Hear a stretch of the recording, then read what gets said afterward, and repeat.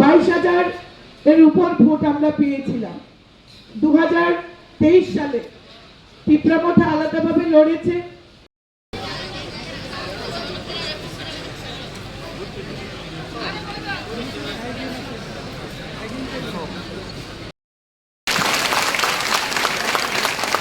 বলে ভারত মাতা কি, ভারত মাতা কি, ভারত মাতা কি। মজবুত। তো আজকে প্রত্যেককে বলবো আপনাদের নিজ নিজ বুথকে আপনারা শক্তিশালী করুন, কারণ বুথ জিতা তো ভোট।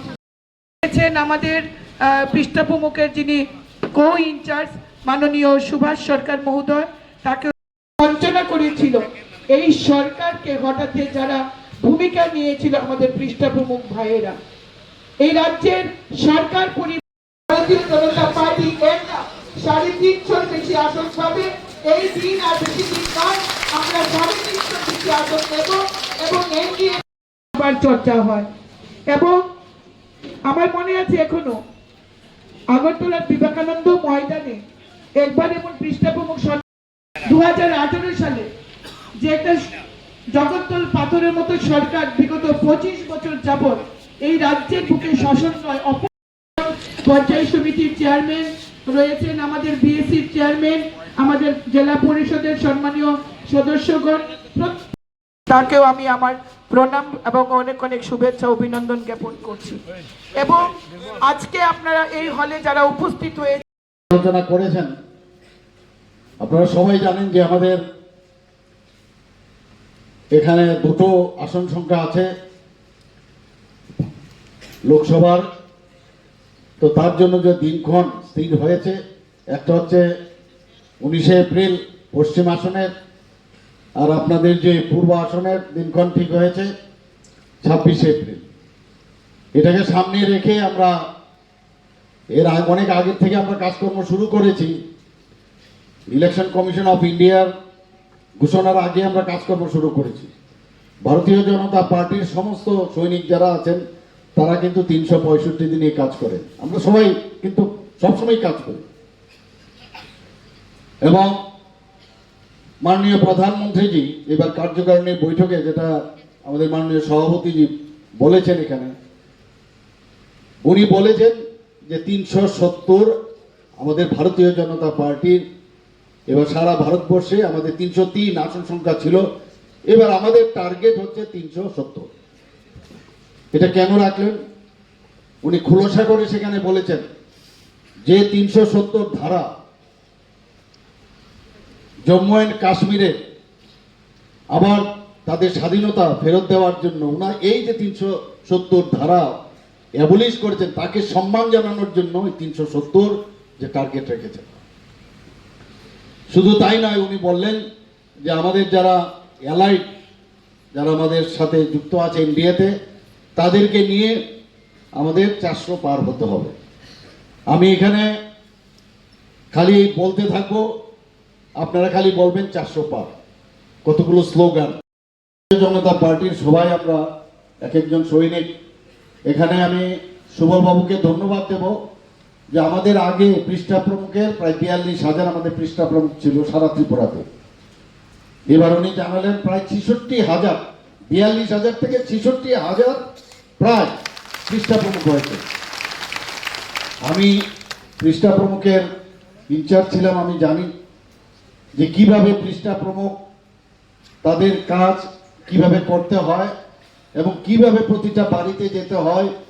আমরা ABC আপনারা সবাই জানেন যে আমরা যে আমাদের দলের কারা আছেন, আমাদের সমর্থক কারা আছেন, কারা আমাদের ভোট দিতে পারবেন, যাদের সন্দেহ আছে তারা তাদের মার্ক করা, যারা অপোজিশনে আছে তাদের মার্ক করা, এগুলো আপনারা নিশ্চয়ই করেছেন।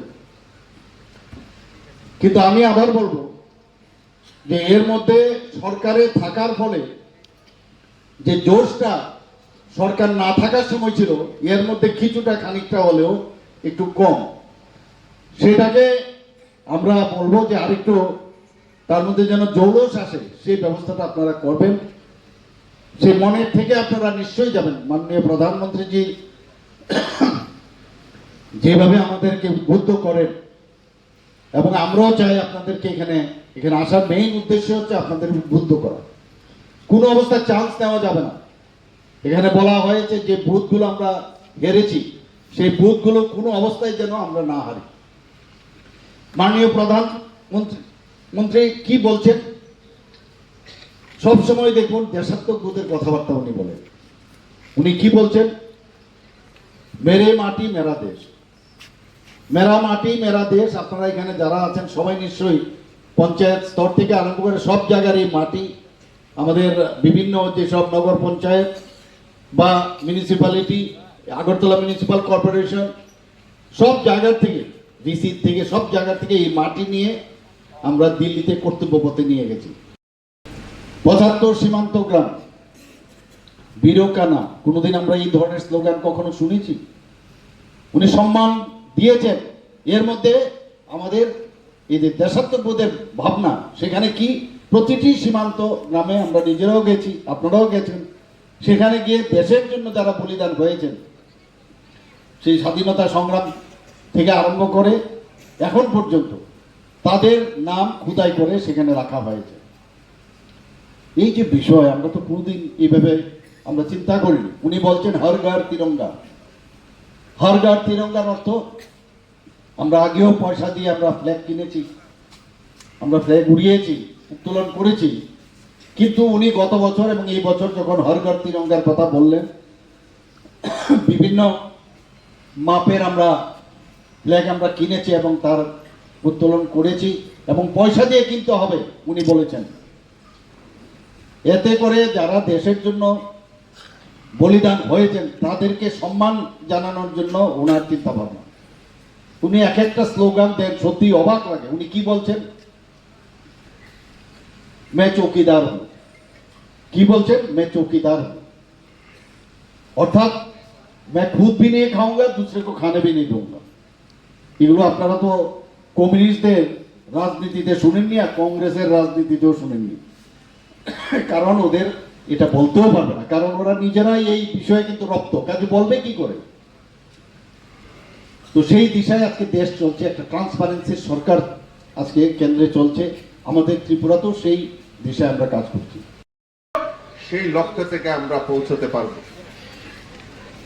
আপনারা সবাই জানেন যে ফেব্রুয়ারি মাসের 17 এবং 18-তে দিল্লিতে রাষ্ট্রীয় কনভেনশন হয়েছে।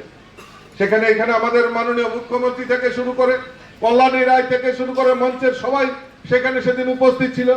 এখান থেকে চেয়ারম্যান বা অনেক পদাধিকারীও আমাদের এই রাষ্ট্রীয় কনভেনশনে উপস্থিত ছিলেন। আর মোদিজি সংকল্প নিয়েছে, লক্ষ্যমাত্রা রেখেছে যে 370 ভারতীয় জনতা পার্টির একা 370 আমাদের এই লোকসভা আসনে সিট পাবে ভারতীয় জনতা পার্টি, আর এনডিএ মিলে 400 পার হবে।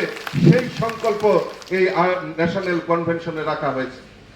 আমাদের এই রাজ্যকেও বলা হয়েছে, বিভিন্ন প্রদেশকেও বলা হয়েছে 10% ভোট বৃদ্ধি করতে হবে। গতবার যা পেয়েছেন তার 10% ভোট বৃদ্ধি করার লক্ষ্যমাত্রা রাখা হয়েছে। আমি দিল্লির নেতৃত্বকে, কেন্দ্রীয় নেতৃত্বকে আমি আশ্বস্ত করেছি যে আমি 10% বুঝি না, 12% বুঝি না, 20% বুঝি না। আমি ত্রিপুরা রাজ্যে আমার কার্যকর্তাদের নিয়ে সংকল্প নিয়েছি, আমাদের এই রাজ্যে 3349টি বুথ রয়েছে, আর এই প্রত্যেকটা বুথে এবার পদ্ম ফুল ফুটিয়ে মোদিজিকে উপহার দেব, সেই সংকল্প নিয়েছি বন্ধুগণ। আর এই সংকল্প নেওয়ার পেছনে আপনারা হয়তো বলতে পারেন, দাদা আপনি প্রদেশ সভাপতি হিসেবে এত বড় চ্যালেঞ্জ আপনি কি করে নিয়েছেন? কারণ আমার আত্ম অহংকার রয়েছে, আত্মবিশ্বাস রয়েছে। আমার এই সারা রাজ্যে প্রায় 60,000-এর মতো আমার পৃষ্ঠপ্রমুখ ভাইয়েরা বোনেরা রয়েছে, বুথ প্রেসিডেন্টরা রয়েছেন, আমার এত দেবদুর্লভ কার্যকর্তা রয়েছে। তো কাজেই প্রদেশ সভাপতি হিসাবে আমি সংকল্প নিতে পারি, আমার এই দেবদুর্লভ কার্যকর্তারা ভারতীয় জনতা পার্টির এই রাজ্যের মুখ্যমন্ত্রী এবং প্রদেশ সভাপতির যে সংকল্প প্রত্যেকটা বুথে পদ্ম ফুল ফুটানো, সেই সংকল্প আমার এই দেবদুর্লভ কার্যকর্তারা তার সার্থক রূপ নেবে বন্ধু হচ্ছেন, সেটা মানুষের আবেগ থেকে বোঝা গেছে। আমরা চাই এই রাজ্যে আমাদের দুটি আসন রয়েছে, একটি পূর্ব আসন এবং এটি পশ্চিম আসন। আমরা চাই এই দুটি আসনেও আমরা আমাদের প্রার্থীদেরকে বিপুল ভোটে জয়যুক্ত করে মোদিজির হাতকে শক্তিশালী করব, সেই সংকল্প নিয়ে ভারতীয় জনতা পার্টি কাজ করছে। আর কারা এই সার্থক রূপ দেবে? আমাদের হলে যারা আজকে পৃষ্ঠা প্রমুখরা উপস্থিত রয়েছেন, তারা তাদের এই কাজের মাধ্যমে আমাদের এই ভোটাধিকারকে আমাদের সুনিশ্চিত করতে হবে। যারা পৃষ্ঠা প্রমুখ ভাইয়েরা বোনেরা এখানে উপস্থিত হয়েছেন, আপনাদের নিশ্চয়ই নির্দেশ দেওয়া হয়েছিল যে আপনাদের সংশ্লিষ্ট পৃষ্ঠাটা এখানে আনার জন্য। কারা কারা এনেছেন একবার হাত তুলুন তো দেখি। কারা কারা এনেছেন? পৃষ্ঠাটা বার করুন, খুলুন দিদি, খুলুন। হ্যাঁ, খুলেন এটা।